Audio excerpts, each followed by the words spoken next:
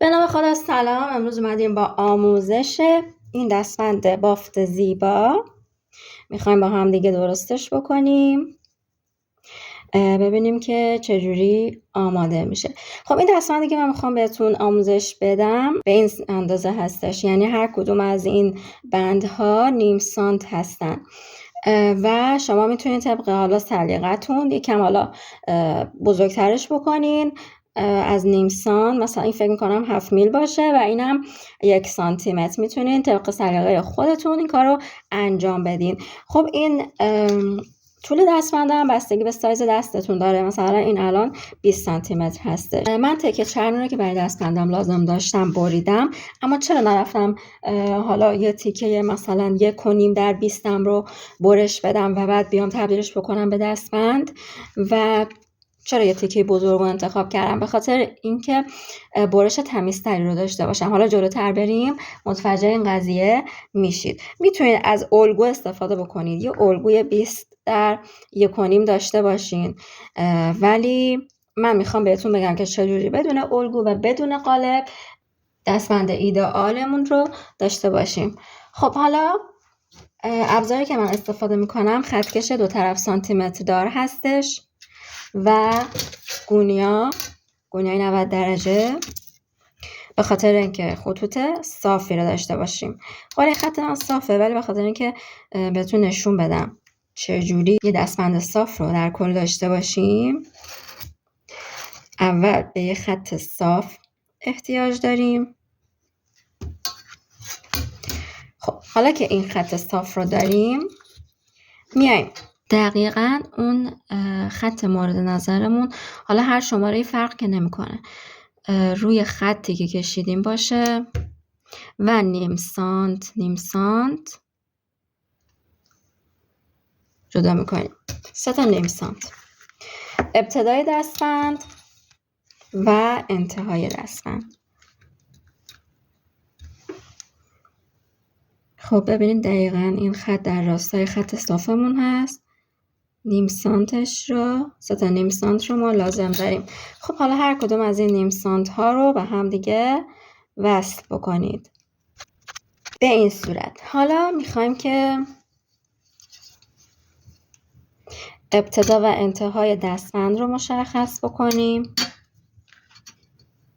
اول ابتدا رو مشخص میکنیم. بستگی به اون یراقی که میخواین استفاده بکنین داره، بستگی به اون قفلتون داره. مثلا برای دکمه حدود 1 سانت یا 1 سانت و نیم لازم داریم که از قسمت بالا جدا بکنیم.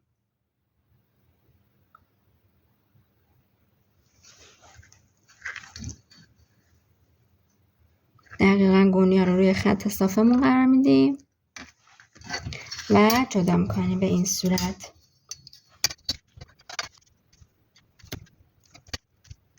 خب حواستون باشه دقیقاً یه خط باشه. خب الان ما ابتدا و انتهای دستبندمون رو به همون مقدار که لازم داشتیم جدا کردیم.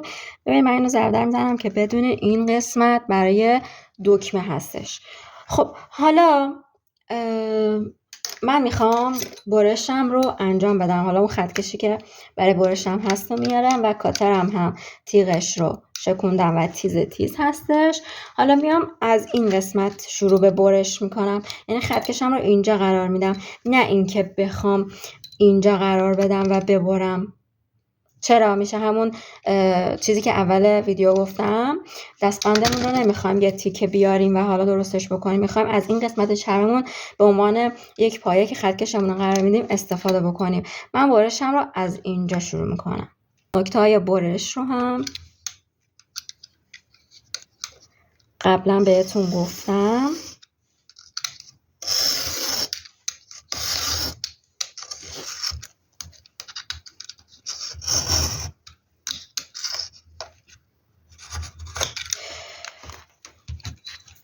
خب این از این قسمت، این دوتا علامت، این دوتا خط وسط رو از اینجا تا اینجا باید برش بدیم.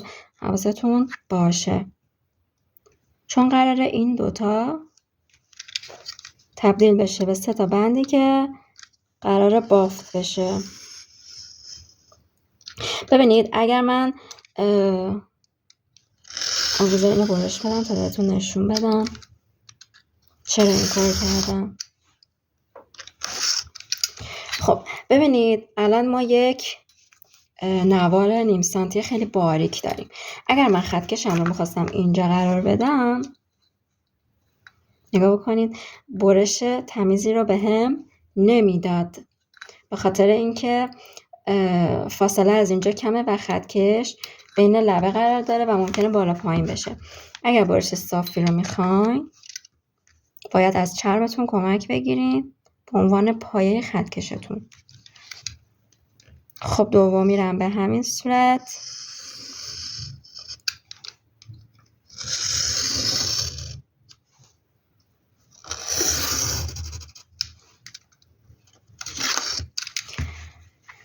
و سومی رو دیگه کامل برش میدیم که دستبندمون رو جدا بکنیم.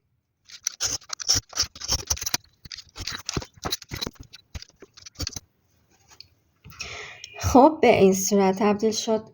یه نکته مهم دیگه ای هم که هست، اگر که مثلا حالا یه تیکه چرم داشتیم و می‌خواستین ازش استفاده بکنیم برای دستبند، این قسمت رو پشت کار رو میتونید چسب نواری بزنین خیلی صاف، اینجوری کنار از اینجا شروع کنین صاف، با دستتون کنترل بکنین چسب رو بیارین تا اینجا و بعد برش بزنین که این نوارهای کوچیک تکون نخوره توی برشتون و برش صافی رو بهتون بده. اگر که حالا یه تیکه چرم داشتین که میخواستین ازش استفاده بکنین میتونین این کار رو انجام بدین. خب حالا دیگه احتیاجی به این علامت ها نیست. خب حالا میخوایم با هم دیگه بافتمون رو انجام بدیم. ما اینجا 3 تا نوار داریم، سمت راستی، وسط و سمت چپی. خب میخوایم یه گره بزنیم، ببینید به چه صورت هستش. اگر گیس بلدین که براتون خیلی راحته. این نوار سمت راستی رو میاریم وسط بین اون 2 تا نوار سمت چپی رو دوباره میاریم وسط. این شد یه دونه گره. اگر دقت بکنین من دستم رو محکم گرفتم که گرم قاطی نشه، چون از پایینم داره بافت صورت میگیره. اگر دستتون رو ول بکنین این بافته میاد بالا، قاطی میشه و از دستتون در میره و اشتباه میکنید. پس دستتون رو صفر روی گرهتون نگه دارید. حالا میریم که گره دوم رو بزنیم. در ابتدا 2 تا گره، بعد یه دونه گره. الان گره دوم رو میزنم، سمت راست رو میارم وسط، سمت چپی رو میارم وسط. شد چند تا گره؟ 2 تا گره. وقتی که 2 تا گره رو زدیم میایم انتهای دستبند رو از این قسمت رد میکنیم به این صورت، تاپ میدیم و به این حالت در میاد. حالا نوبت یه گرمون هست. الان ما فقط یه دونه گره لازم داریم، به همون صورت که گفتیم گره میزنیم. خب دستم هم محکم نگه میدارم. الان ببین این داره خودش میگه منو ببر به سمت چپ. نگاه کنین حالتش رو. پس اینو تاپ میدین، از سمت چپ رد میکنین، دستبندتون صاف میشه نوارهاش. خب حالا دوباره مجدد همین بافت رو تکرار میکنین. اول 2 تا رد میکنین، بعد یه دونه از سمت چپ رد میکنین انتهای دستبند رو به این حالت. اول یه گره، 2 گره. حالا انتهای دستبند رو از سمت راست رد میکنید. حالا نوبت یه گره است، یه گره میزنید و خودش بهتون میگه که انتهای دستبند از سمت چپ باید رد بشه تا صاف بشه. تا اون جایی که بهتون اجازه میده این کار رو تکرار بکنید. خب یه گره، 2 تا گره. گرهتون رو محکم بگیرید، از سمت راست رد میکنیم. الان یه دونه گره لازم داریم.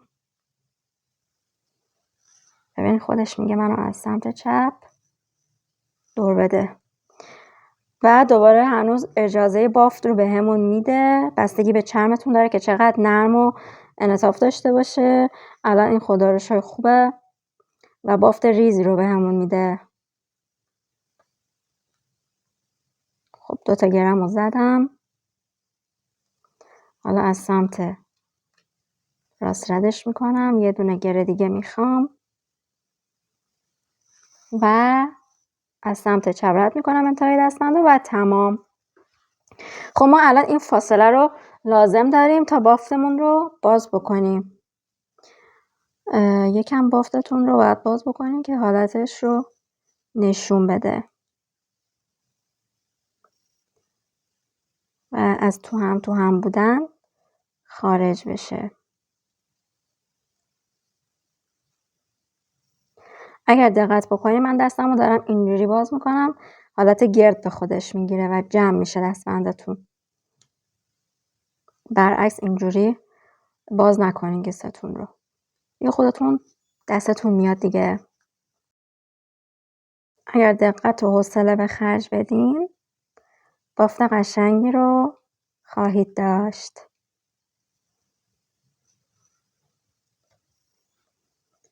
خب این هنوز باید باز بشه ولی تقریبا به این صورته. الان این 2 قسمت رو دکمه بزنین و میتونین از این بافت خوشگلتون استفاده بکنین.